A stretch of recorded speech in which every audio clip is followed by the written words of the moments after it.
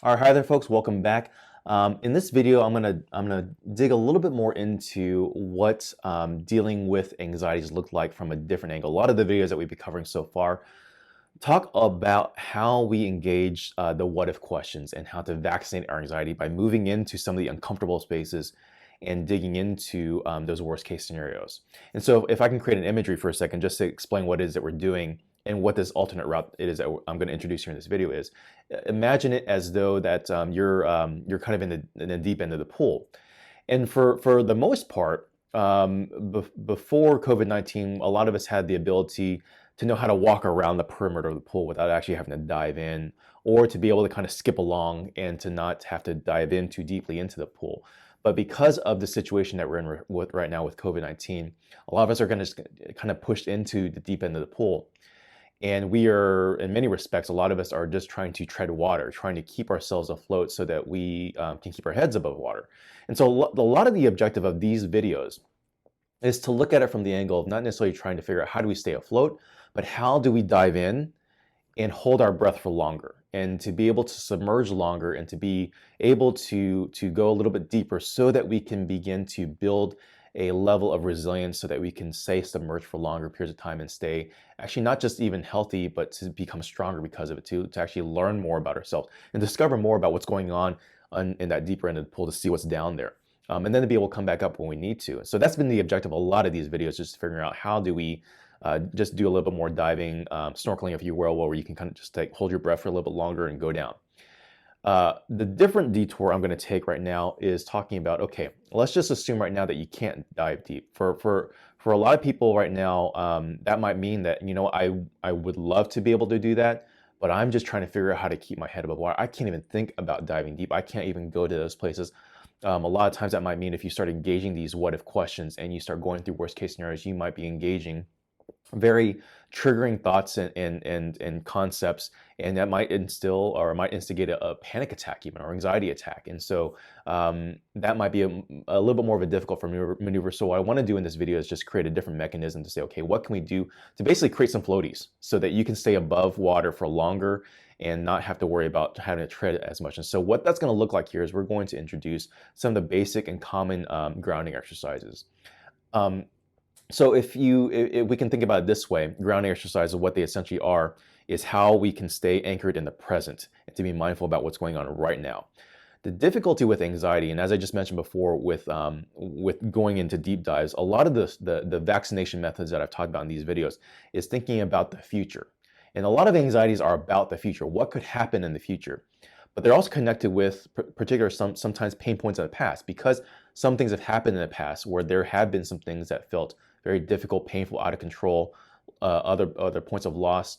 The past and the future begin to occupy a lot more of the heart space and the mind space. And that's what makes anxiety so difficult, is because we cycle in past and in future.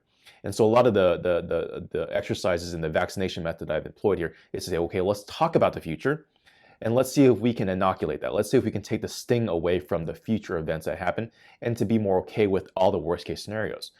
This video is going to talk about how do we stay in the present so we don't shift ourselves into future or into past as much. And so some common grounding exercises are thinking about ways that you can be mindful and present in the moment, trying to move yourself away from thinking about future and past.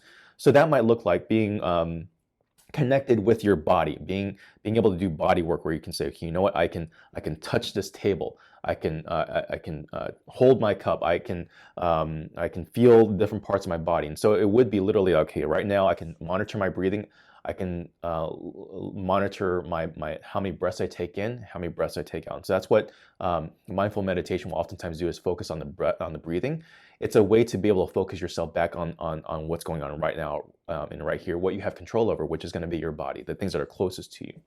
Another exercise, if not body work exercise, like being able to do somatic work to be able to touch different things to ground yourself in the present. Another technique would be to, if you find yourself getting overwhelmed, shift yourself into thinking, okay, can I identify, let's say, 5 things in this room that all have a certain color? being able to identify what those things are, being able to describe what they feel like, being able to articulate the description of them, the color, texture, whatever it might be. Again, this exercise is purely meant to be able to get your focus into the here and now and into the present, so you're not thinking about past or future as much. So those would be some common grounding exercises. There's a whole litany of them. You don't have to watch this video necessarily to know them. You can always just Google grounding techniques, and that will give you a plethora of different exercises.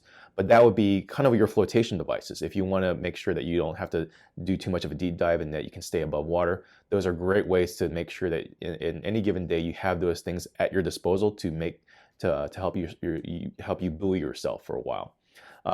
So that would be the method when it comes to being able to just mitigate some of the overwhelming feelings of anxiety or panic that you might be going through. Another thing I'll introduce here is creating new rhythms. A lot of what we had before at our disposal was a certain set of rhythms and cadences, whether it's going to work, going to the gym, talking with friends, going for walks. There are all these different kinds of grounding exercises that we would do to be able to mitigate that deep dive. And because some of those things are removed, you have to be creative in finding new ways of creating new cadences and new rhythms. And so that might mean like, okay, every day I'm going to spend 15 minutes in my backyard, or going to do something, journal these things, or write these questions, or read this book, some type of rhythm or cadence to say that, okay, you have structure in your day. One of the hardest things for people, in my observation, if you suffer from anxiety, is unstructured time. If you have some structure to your day, or if the structure that you had before was changed or removed, then you need to be able to create new structures and new rhythms. Particularly if you're working from home and you're without those rhythms and structures, it can be particularly hard. And so even if you don't have to have a structure, if you don't have to have scheduled meetings and so forth, create that structure in your day. Get up, get ready for work, get dressed as if you're going to work, create those rhythms and cadences so that they can help you keep you grounded and into the present still. So again, these are just some basic ideas and ways of grounding yourself. Another way to look at it, instead of going into the deep dive, ways for us to kind of keep ourselves afloat and our heads above water.